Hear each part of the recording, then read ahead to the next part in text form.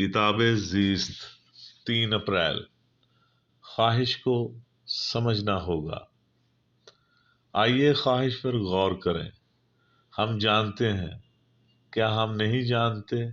وہ خواہش جو اپنے آپ سے متصادم ہے، جو کہ تشدد کا شکار ہے، مختلف سمتوں میں کھنچ رہی ہے، درد، ہنگامہ، خواہش کی بے چینی اور نظم و ضبط، کنٹرول اور اس کے ساتھ ابدی جنگ میں ہم اسے ہر شکل اور ہر پہچان سے مروڑ دیتے ہیں۔ لیکن یہ وہاں ہے، مسلسل دیکھ رہی ہے، انتظار کر رہی ہے، دھکا دے رہی ہے۔ آپ جو چاہیں کریں، اسے سر بلند کریں، اس سے بچیں، اس سے انکار کریں یا اسے قبول کریں یا اسے پوری طرح لگام دیں۔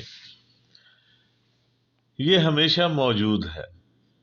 ہم جانتے ہیں کہ مذہبی اساتذہ اور دوسروں نے کس طرح کہا ہے کہ ہمیں بے خواہش ہونا چاہیے، لا تعلقی کاشت کرنا چاہیے، خواہش سے آزاد ہونا چاہیے، جو کہ واقعی مضحکہ کا خیز ہے، کیونکہ خواہش کو سمجھنا ہوتا ہے، تباہ کرنا نہیں۔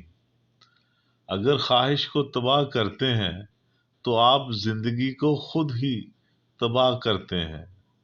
اگر آپ خواہش کو بگاڑتے ہیں، اسے شکل دیتے ہیں، اسے کنٹرول کرتے ہیں، اس پر قبضہ حاصل کرتے ہیں، اسے دباتے ہیں، تو آپ کسی غیر معمولی خوبصورت چیز کو تباہ کر رہے ہوتے ہیں۔ آپ کا بہت بہت شکریہ۔